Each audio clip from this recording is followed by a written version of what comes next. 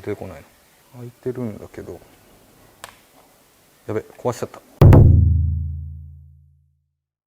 はい、皆さんこんにちは。車の大自然カッカカシノピーです。今回はこちらながら洗車のウィンドケアキットという商品をねちょっと購入したので使ってみようかなと思います。でこれは名前の通り窓ガラスをケアするための商品で2つの商品がセットになっております。まず一つはガラスポリッシュという短時間で窓ガラスの鱗を除去できるもので、もう一つはスプラッシュ&リムーバーというリセットと撥水を同時にできる商品ですね。この2つがセットになっております。で僕自身すごい気になっていた商品です。っていうのもいろんなイベントに行くとながら洗車さんのこのスプラッシュ&リムーバーとあとクリーンビューのハイブリッドストロングアルファちょっと比較してみてくださいみたいなことをね結構言われることがあるんですよ。で前々から僕自身も気になっていて、先日福島で行われたケミサミ2023僕行ってきたんですよ。その時にながら洗車さんが出店していてラス1あったので購入しちゃいました。で金額は4680円です。でちょっとね高いなって思ったんですが、撥水剤と鱗とかを除去する油膜除去剤みたいなのがセットになっていて、しかもそれを施工するためのクロスが2枚とあとスポンジが2つついていると。でポーチに入っている。しかもこれねすごいなと思ったのが施工マニュアルですね。こんなびっしり書かれている施工マニュアルが入っております。これはねやっぱね他のメーカーさんにはないところ、すごく面白いなって思ってます。やっぱりどうしてもパッケージに書かれてるレベルなんですよ。それをこういうちょっと冊子にしてあるっていうのはやっぱ YouTuber さんならではなのかなとは思っております。すごい親切だな。なのでそんな言うほどね高くないのかなっていう気はしているんですが、その初期投資としては4680円、他のものを単体で買った時にちょっとだけ割高かなっていうぐらいなのかな。言うほどね高いっていう感じではないです。あとこのポーチもねなんかに使えそう。とりあえず今回はセットで購入しているので両方とも使いながら最終的にハイブリッドストロングアルファと水はじきの比較をしていきたいなと思います。そしたら早速外へレッツゴー。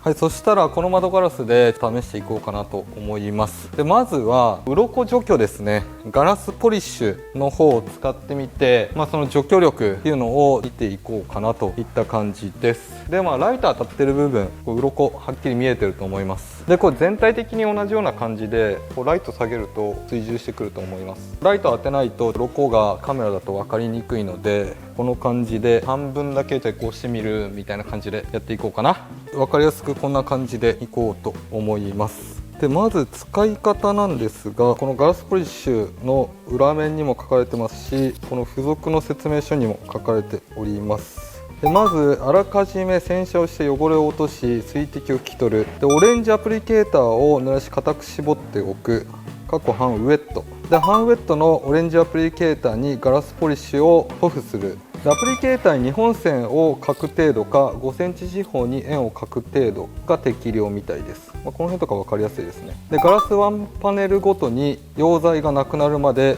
手数多く磨いていく。で軽く指を突き立てると磨きやすいです。こんな感じと指をちょっとギュッてやると磨きやすいみたいです。で水がはじかなくなったら油膜が取れている証拠ですと。で細かく縦横で磨くのがコツみたいです。そんな難しくないですね。ちょっと実際に使ってみようと思います。はい、そしたらこちらが付属のアプリケーターオレンジですね。濡らして固く絞ってあります。ここに2本線ですね。キャップ開けてこんな感じ。ちょっと下手くそなんですがここ2本線やりました。この左側ちょっと磨いていきますか。落ちてる落ちてる。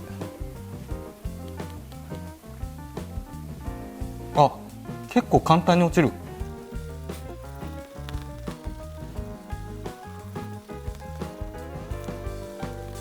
こんな感じかな。もうね落ちた気がします。周りはね極力養生してあげた方がいいと思います。早い、本当に早い。右と違いますよね。でこれちょっと乾いてみないと鱗の状況っていうのがわからないのでちょっと乾くのを待ちます。はい、乾きました。まだね落ちきってはないかけど、割合で言うともう半分ぐらい落ちてますね。近くで見るとこんな感じです。でこれもう一回繰り返してあげた方が良さそうですね。鱗がねひどいので、しょうがないでしょう。2回目いきます。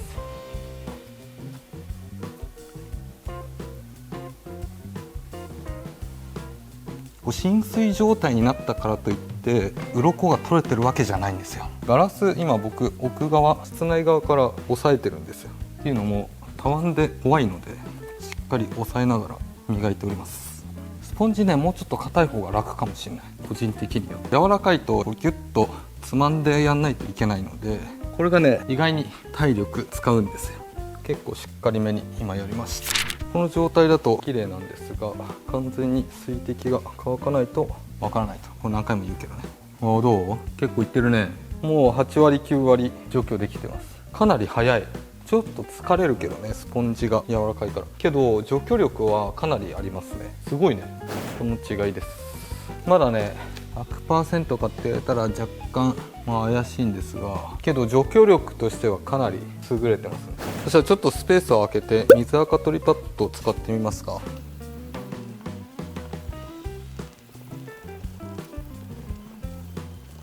スピード的にはねやっぱねガラスポリッシュの方が速い気がするけど、ガラスポリッシュの方がちょっと疲れるっていうのはあるね。使ってる感じ、最初よりかは良くなったけど完全には落ちきってない。この辺まだ残っていますね。追加水垢取りパッドは結構硬いんですよ。だから力入れずに軽くこするだけで結構取れていくんですが、ガラスポリッシュはスポンジが柔らかいからその力入れる気なくても入っちゃうっていうか、そこはちょっと一つ違いあるかなとは思います。硬さの違いね。なんか水垢取りパッドにガラスポリッシュとかも結構相性もしかしたらいいかもしれない。まだ若干残ってるけどだいぶ取れたね。この違いです。同じぐらい取れてるかなっていう感じはあります。両方とも除去力が優れているといった感じですね。鱗も難なくガラスポリッシュも取れると。そしたら後ろ側のガラス、ここにスプラッシュ&リムーバー施工してみようかなと思います。一旦はね施工だけまず最初やっていきます。でこちらも使い方書いてあります。はい、同じような感じで右側に書いてありますね。でスプラッシュ&リムーバーは油膜除去と強撥水施工がガラスでできると。で使用方法の1番、窓ガラスの水滴はしっかり取ってください。で2、イエローマイクロファイバーアプリケーターにスプラッシュ&リムーバーを適量塗布する。3、膜ができるまでしっかり塗り込む。で4、膜ができたら薄紫マイクロファイバークロスで拭き上げる。待ったりはしないみたいですね。で1日乾燥させるのがベストですと。で50センチ四方で四角を描いて縦横で隙間なく塗り込み、1パネルの窓全面に塗り込み終わったマイクロファイバーでムラを拭き取る。なるほどなるほど。そんな難しくなさそうです。でよく使っているハイブリッドストロングアルファとかとは違って、5分10分置く必要はないみたい。その代わり塗り込む必要があるっていう感じですね。そしたら使っていきます。クロスは乾いた状態で拭き上げる感じですね。でアプリケーターも濡らさない。でこのガラス面は水垢とかを除去しておりません。匂いはねアルコールっぽいハイブリッドストロングアルファとかと似たような匂いします。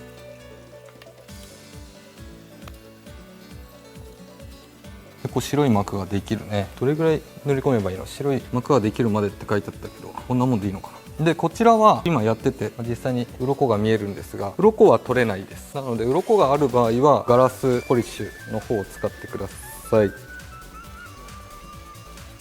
なんか鱗にね引っかかるね、溶剤が。やっぱ鱗取ってからの方がいいな。で最終的には鱗も全部除去したフロントガラスでハイブリッドストロングアルファと水はじきの比較はしていきたいなとは思っています。これなんか油膜除去とも書いてあったので何もしない状況でねやってるんですが、こんなもんでいいか。もうちょっとね引っかかるっていうか溶剤が分かります？白っぽくなるよね。で引っ進めればもう取れていくね。結構しっかりめに拭いてあげた方が良さそうです。この辺まだ白っぽくなっているので拭いてってあげる。こんな感じですね。で鱗はね取れてないのが分かると思います。目立たなくなった。一応これ取ってみよう。若干なんかクリアな感じになってるかな。けど鱗は取れてないので、鱗取るときはガラスポリッシュ絶対使った方が良さそうですね。なるほど。あとはフロントガラスに施工して走行映像まで撮っていけたらいいなと思います。そしたら実際にフロントガラスに施工して撥水力の違いを見ていきたいなと思います。でまず下地処理からしていくんですが、左側にガラスポリッシュとスプラッシュ&リムーバーで、右側に水垢取りパッドとハイブリッドストロングアルファを施工していきます。下地処理の方は先ほどやったので、この辺はざっくり飛ばしでいきたいなと思います。いきます。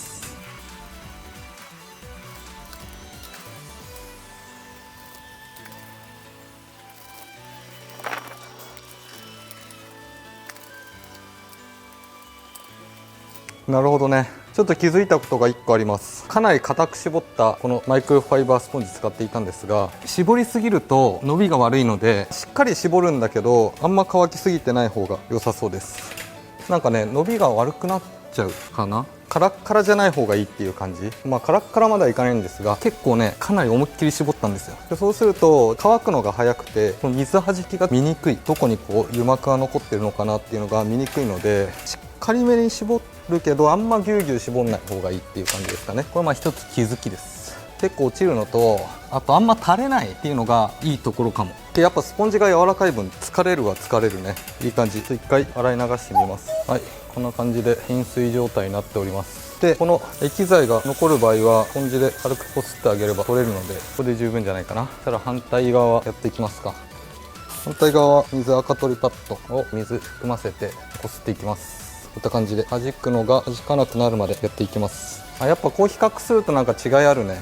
水垢取りパッドの方が手数必要だけど力いらない。でガラスポリッシュの方は結構この油膜とかの除去力あるんだけども、ちょっとね力がいるかな。力がいるかなっていうのも、力が入っちゃうって言った方が表現的には正しいかも。水垢取りパッドの方が結構硬いので、しっかり面で当たってくれる。スポンジだとやっぱ面で当たりづらいので、その分ギュッと押し込んじゃうかな。で力が入っちゃうっていう感じはあります。で水垢取りパッドの方がこう水でね伸ばしていけるので面倒なんだけども、結構コスパ的にはいいかもね。こうどんどんやってるとこう白っぽいのが全部そがれてって、やってるのかやってないのか分かんなくなってくるんですよ。でここで水を足してあげればこう復活するんですよね。でガラスポリッシュはこれを液剤なんですよ。ガラスポリッシュを追加しないといけない。そこがちょっとコスパ悪いのかなとも感じるけど、手数的には圧倒的に水垢取りパッドの方が多いので、なんとも言えないね。でガラスポリッシュの方はそのさっき言ったみたいにスポンジが乾きすぎてるとか、ちょっと硬く絞りすぎちゃったっていう場合、こういう風になっちゃうんですよ。なんかある程度染み込ませる方がいいかも。だからそういった意味ではスポンジにもうちょっと染み込ませれば伸び良くなるのか。ガラスポリッシュもじゃあ変わんないか。変わんないです。ごめんなさい。そうすればいいんだ。失礼しました。こんな感じですね。でこれガラスにかけても OK です。でガラスだと結構垂れてくるので、スポンジにつけた方がもしかしたらやりやすいかも。で全体的に水はじきがないか確認していきます。結構ね乾いてくると粘度が増してはじきにくくなってるので、一回水かけるとあれまだちょっとあんま落ちてないじゃんみたいなところ見つかります。結局ずっと喋ってるね。そしたらこちらも同じように洗い流していきます。問題なさそうですね。両側とも撥水しておりません。浸水状態です。そしたら続き撥水剤を施工していきます。はい、そしたらガラス面が乾いたのでハイブリッドストロングアルファから施工していきます。ちょっと新品だから出が悪いね。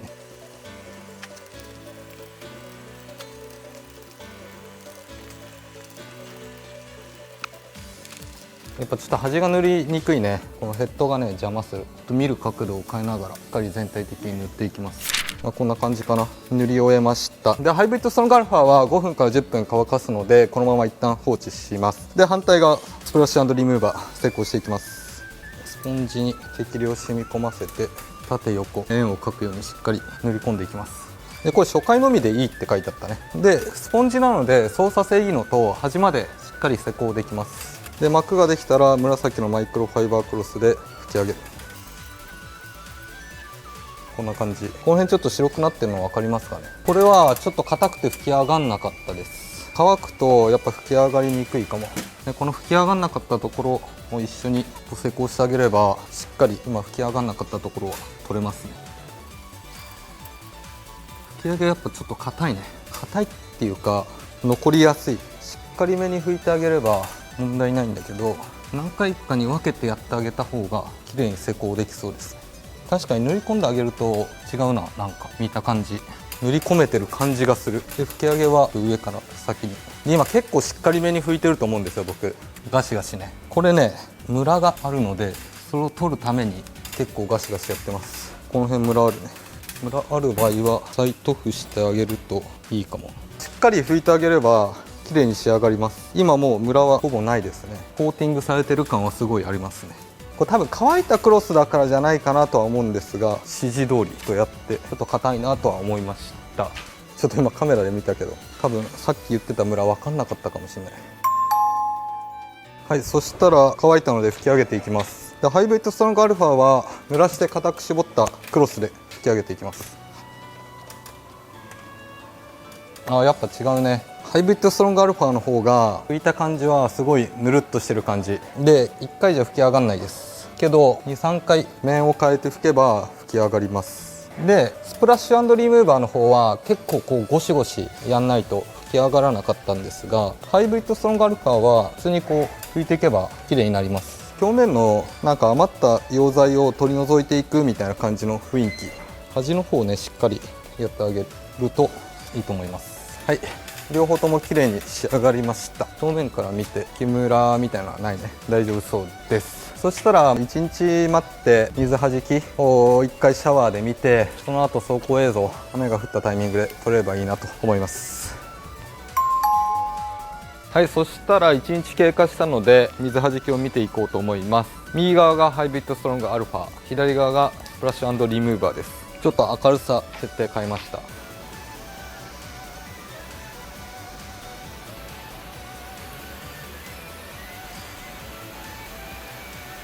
止めます。両方とも水はじきすごいけどスプラッシュリムーバーすごくない？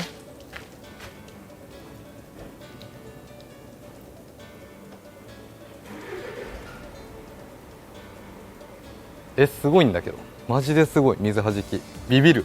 ガラス面ほぼ残ってないね。すごっ。スプラッシュリムーバーすごいんだけど、もう一回水かけます。止めます。ここまではまあ大体同じぐらいなんですが、こう流れてくる水滴の速度が違うね。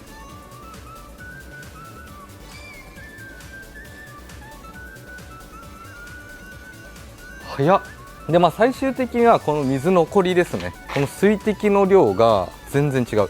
すげえ。水はじきすげえ。近くから見てみます。遠目から水を全体的に、この時点でやっぱスプラッシュリムーバーすごいなっていう感じありますね。止めます。で止めた後なんですよ。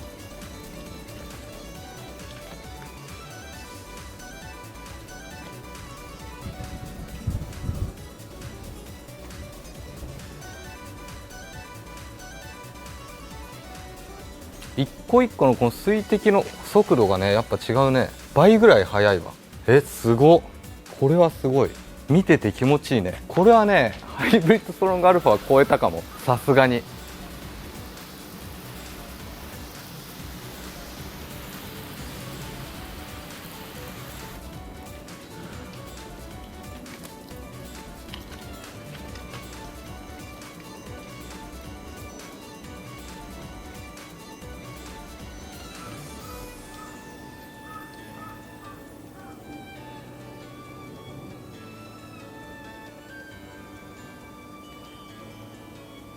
ハイブリッドストロングアルファはこの辺で止まる傾向あるね。これは下地処理が甘かったのかどうなのかなんですが、けど流れてく水滴のスピードがやっぱ全体的にスプラッシュリムーバーの方が速いわ。これちょっとね走行映像見てみたいなとは思うんですが、現時点では普通にスプラッシュリムーバーの方がすごいわ。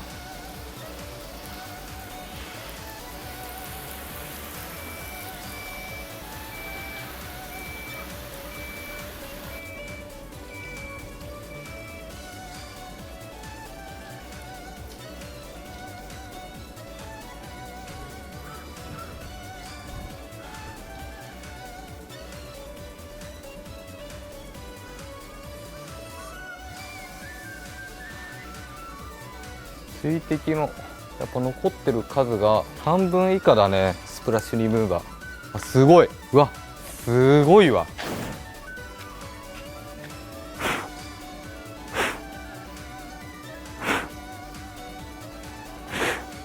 すごっ、飛んでく水滴が。これ走行映像楽しみですね。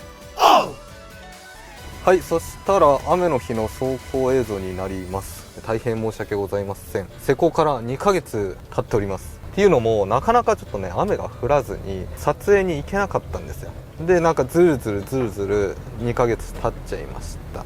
で右側がナガラ戦車さんで左側がハイブリッドストロングアルファなんですが、施工直後はナガラ戦車さんのスプラッシュ&リムーバーかなり水はじき良かったです。それがどう変わっているのかっていうのを、ちょっと2ヶ月後になっちゃったんですが見ていきたいなと思います。今止まってる状態だとそんな違いないかな、分かんないですね。やっぱね水はじきはちょっと2ヶ月後なので弱まってはいるんですが、撥水はねしています。で水はじきっていうかなんかはじき始めみたいなのを見ていきたいですね。お下道今50キロぐらいですがちょっと飛び始めました。一瞬ね。でこの後ちょっと高速乗る予定です。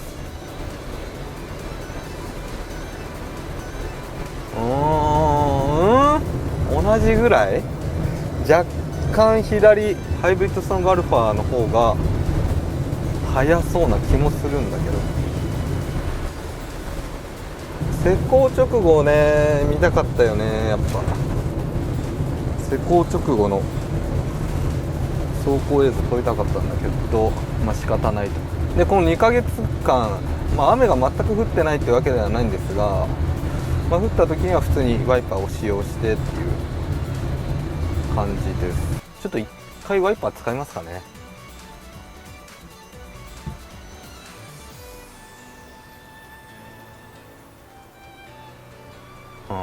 違いわからないですね。もうちょっと高速乗ってからの違いがね楽しみですね。ちょっとね汚れもついてる可能性もあるので今ちょっとワイパーでささっとやってみたんですが、これでまた変化がねもしかしたらあるかもしれ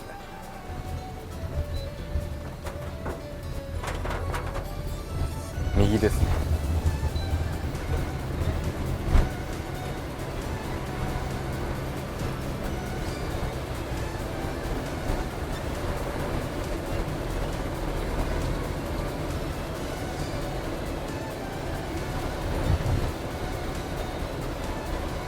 やっぱハイブリッドストロングアルファの方が若干良さそうに見える。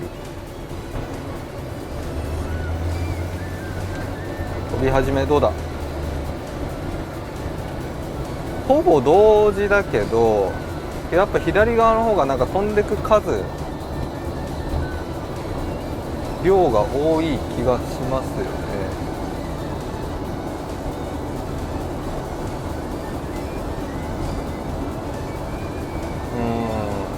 非常に似たような感じ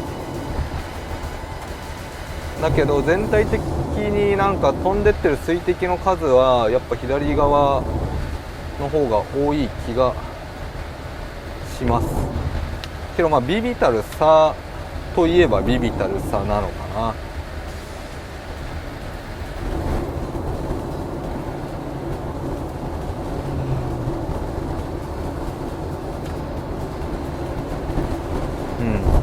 耐久性にやっぱ優れてるのかな、ハイブリッドストロングアルファの方が。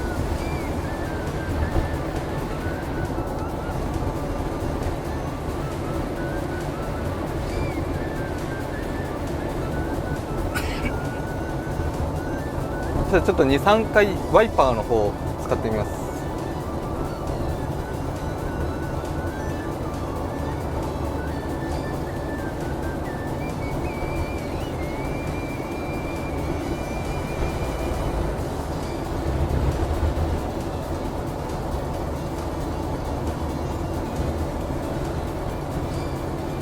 OK です。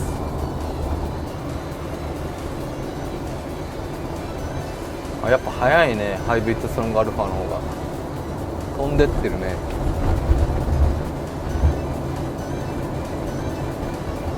今の分かりやすかったわ。である程度速度がこう上がってくるとそんな大きな差はなさそう。ここね、橋のとこちょっと見にくいんですよね、映像だと。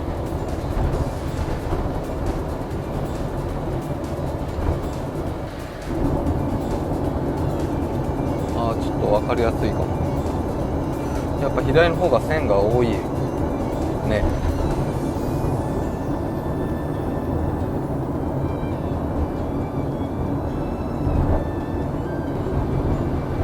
ちょっとした差なのかもしれないんですが、僕が見る感じは左側ハイブリッドストロングアルファの方が施工化2ヶ月後撥水力は高いと思います。霧雨になるとかなり分かりやすいですね。はい、とりあえず走行映像の方は以上になります。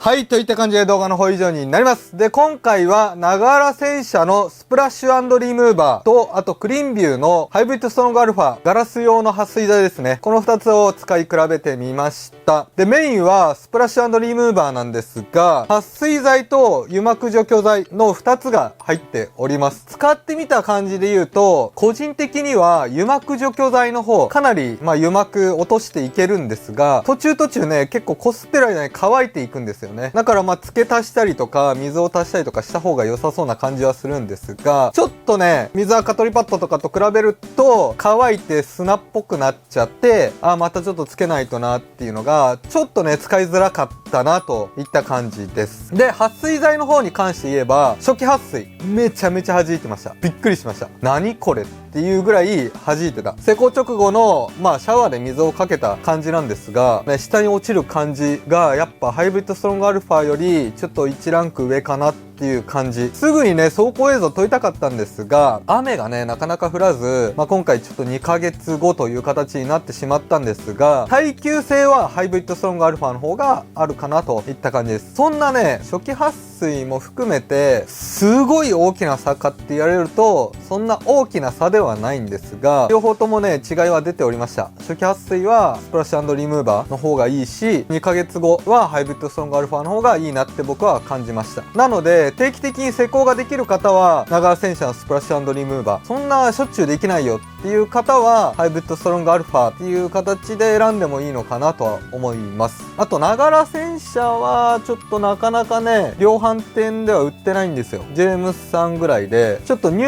手が難しいかなっていうところくらいかな。ハイブリッドストロングアルファは変な話、ホームセンターとかにも売っているので、入手のしやすさで言ったらちょっと段違いぐらい違うかなとは思うんですが、けど違いが出たのでね、すごい面白い検証結果だったと思います。他にもね、イージーポリッシュ頼んでるんだけど、なかなか届かないんですよね。頼んだはずなんですよ。もうね、1ヶ月ぐらい来てないような気がするんだよね。そこはちょっと後で確認しておきます。ちょっと他のものもね、どんどん試していきたいなと思います。他にね、ちょっと気になるものがあればぜひコメント欄入れといてもらいたいなといった感じです。はい。とりあえず今回はこんな感じで動画の方以上になります。この動画が面白いなと思った方はぜひチャンネル登録と高評価お願いします。それでは、また来週。